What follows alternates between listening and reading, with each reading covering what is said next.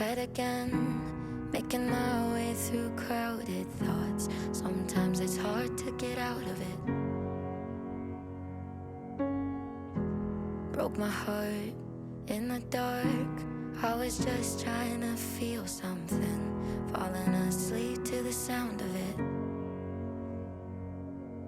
Always used to lay you clean up the messes, down on my knees, thought I couldn't stand up on my own. Turns out sometimes you're stronger alone. Bringing out the fight, yeah, bring on all the lightning. 'Cause I'm looking for a hero, look inside the mirror. I found one, oh, carry the hurt when it gets too hard. Pick it up, dust it off. When I fall down 11, I get up 12. Don't need nobody else. Yeah, I can save myself. Hello, wild ones. Today's video is all about divination, but with a little bit of a twist, because we're going to focus solely on divination and plants. How can we use plants in our divination practices as witches, and how can we get creative with it? When we divine as witches, we essentially use meanings we place on objects, intuition, and if we have the ability, spirits can aid us in this process, or the overall energy we call spirit. Plants have these correspondences, and so they have unique energies that we come to know. When we do this, we can begin to understand and speak through our intuition. We can divine the language of plants, and we can use this as a translation in our own personal divination.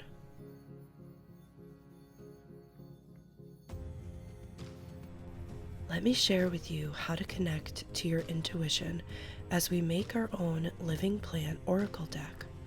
It really is the key into all of these doors: plant energy language, spirit language, and so many more doors in our witchy life. Intuition is always with us. It is usually living at the back of the mind in the subconscious. In order to access it, we must allow the subconscious mind to meet the conscious mind. And how do we do that? For some, we just will it. For others, we need some tools. I suggest meditation, incense blends, teas, oils, and shamanic dream meditations can aid us too. Dreaming is also a way to enter the subconscious mind.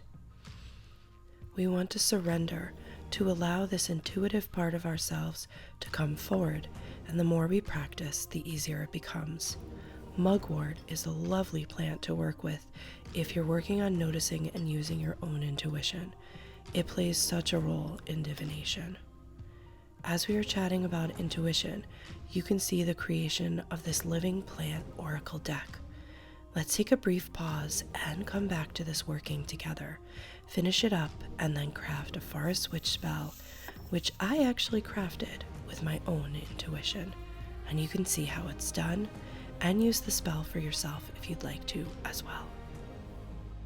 Today's video is a collaboration with Emily Dimond, who has a beautiful Instagram and YouTube channel. She's one that you can rely on for some pretty beautiful information in regards to green craft. She's a green witch, and she has a lot of ideas. I think what's really interesting about her is that she's currently studying astrology, and I know that's going to be something that's going to be interwoven into her practice and interwoven into her channel. So subscribe, and to kind of check her out through the next year, start watching and start getting engaged in her channel. She also is definitely a very strong tarot reader, which is why today's video is all about divination. I've learned a lot from her just from our exchanges, and I really, really appreciate you, Emily. I appreciate you. You know, it's really one of those things, we're always talking about each other. We're always lifting each other up, which is what I love about our YouTube community. But I think we're, forgetting that as people who are making content, we're inspiring each other, and I recommend your channel. So anybody who's out there listening, definitely give her a like, a subscribe. So let's finish up this living oracle deck. What I'm doing here is taking the correspondences that I know and adjusting them to fit a divination quality. Each plant has a place. I have a few options to pull these energies. I can put my hand over them and pick 3 to work with. I can use a number system so that it feels more like a traditional card pull system, or I can use them on a wall and just see one out of the corner of my eye, go with that intuitive feeling and read the card, apply. I love this concept, and it also helps in practicing getting to know plant allies. Onto a forest witch spell we go. This one is a spell that I crafted for relationship strength. It is a love spell of sorts. This one is inspired by Lavender Hazelwood Witches and Magical Crafting. They did a collab video, and I will link both of those videos below for you if you want to see a few variations of love magic. Mine combines red rose for romantic love, yellow rose for friendship, juniper berries for protection of that relationship, cinnamon for protection, but also spicy love. Corn for becoming the unified partnership, almost like a cocoon, staghorn and red clover for physical connection and combine. When I crafted these materials, I knew I wanted to sit in them all in my heart, my mind, and my body, so I combined it with salt to make it into a bath bomb of forest love. I think these love spells can go into a few different directions. It would be perfect for a partnership, but also self-partnership, spirit partnership, and at the essence, it's a loyalty love spell, hence the blue for loyalty. It's really important whenever I'm doing any kind of divination to really get quiet and to still the mind. That's really hard for me. So I wanted to show you a quick technique that I use before I'm doing tarot or any kind of oracle work. What I usually do is I turn my chin to one side, and then I take my eyes and I go the opposite direction. So it kind of feels like a pulling of one side of the self to the other side of the self. And what you're doing is you're balancing the right and left side of the brain, and you're also working the nerve that runs through. You have a nervous system, and you have nerves that run all the way down your spine. If you have issues with fight or flight, you know, where you stay in fight mode, where you're constantly combative, or you stay in withdraw mode, where your nervous system has you withdraw. Maybe you're sensitive to sound. I'm very sensitive to sound. This system of nerves, which basically goes all the way down your spine, that is what we're trying to target. Trying to calm that part of ourselves. So we're turning to the left, we're looking up to the right, taking 3 breaths.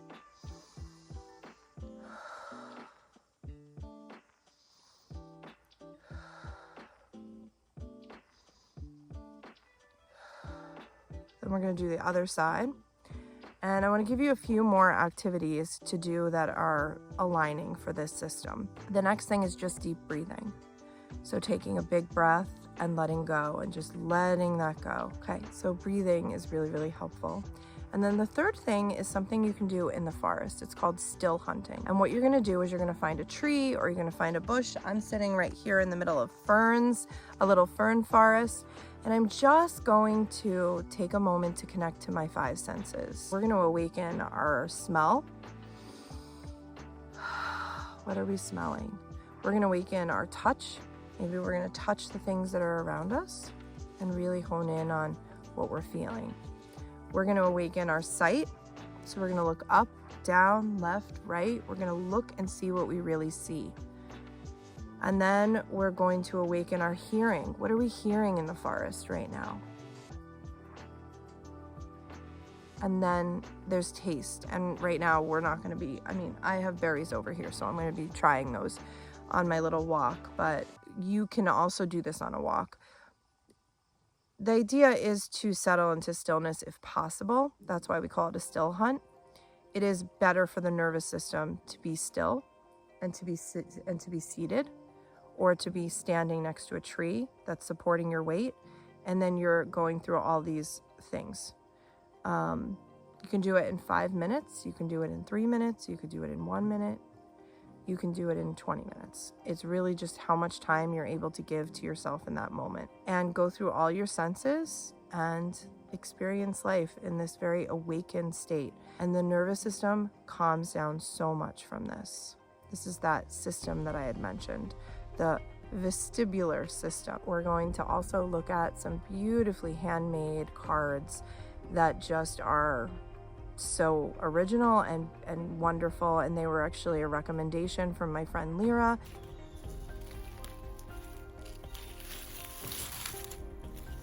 I'm making a quick fairy house.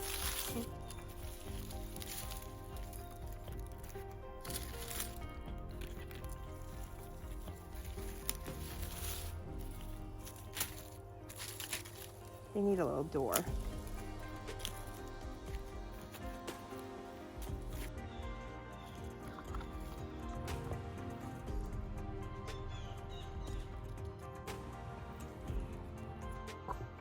Hello, wild ones. I thought it would be appropriate to do a little group reading today.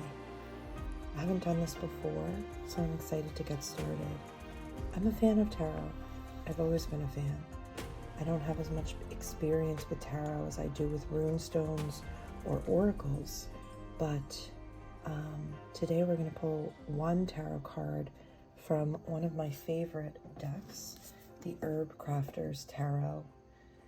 And it comes in a box like this with a beautiful booklet, and the cards are just gorgeous. The front cover is so beautiful, and this deck will be showcased in this video for sure if it hasn't already been. So I've already pre-picked our card, and the card that was chosen from this deck for us is the Two of Fire, Bebop, and that would be equivalent to the Two of Wands. And this beautiful picture is from the Everyday Witch, which is pretty much my tarot deck that I use every week, and it comes in a box like this. We're also going to pull an oracle card from Kate Ryalls' Roots and Wings mini oracle deck. This is one of my oracle decks that I just love for its simplicity and its honesty. I will link this one below. I'll link all of these below. But when I bought it, it came in a little bag like this, and it fits nicely. And the picture I chose, the card I chose for us today is Release. I also want to show you this other deck I have. Oh my gosh, I love this deck so much. And this deck is really less of an oracle deck per se. It's more just beautiful poetry and quotes. And this is by Katie Daisy. She is a great artist. She makes really beautiful books and all kinds. She has an Etsy, all kinds of t-shirts and sheets for your bed. She makes a lot of really cool things for the modern teacher, nature-based teachers, and that's what I do for a living. So I really enjoy bringing this into the classroom because it has these really beautiful quotes and beautiful pictures. And the one I chose for us is Nourish Your Soul, and it has an apple, which is so appropriate because fall is approaching. So let's talk a little bit about these cards. You know, to me, I see release, the letting go. So there may be something that we need to let go, wild ones, and to remember to nourish our souls and to use the time and the space and the resources that we have to nourish that part of ourself, that wild part of ourself. Focusing on the Two of Wands or the Two of Fire, we've got bee balm, which is a very spicy plant. And I'm pulling out the interpretation here. Harness the power of desire, embrace creativity with confidence, courageously step toward the heat.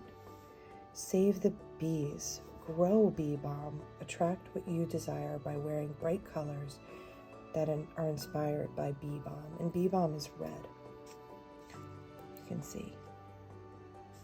Make spicy bee balm, infuse honey for respiratory ailments, colds, and flu. That would be perfect for the winter if you have any bee balm in your garden right now. Take it before creative work sessions to fuel your passion. I would also say, bee balm is really all about action. So I'm hearing a need to let go, a need to nourish the soul, and a need to take action. The Two of Wands is really about taking action. So the Two of Wands, it's all about like contemplating your options and beginning to take action, not allowing your life to pass you by, picking something. Don't dream your life away. Live into your possibilities and don't wait. Take action. So this is the place where I am pulling that from. So that is our reading today for us wild ones, to release and let go, nourish our souls, find the fire, and take action. I hope that this reading gives you the information you need, and of course, stay wild.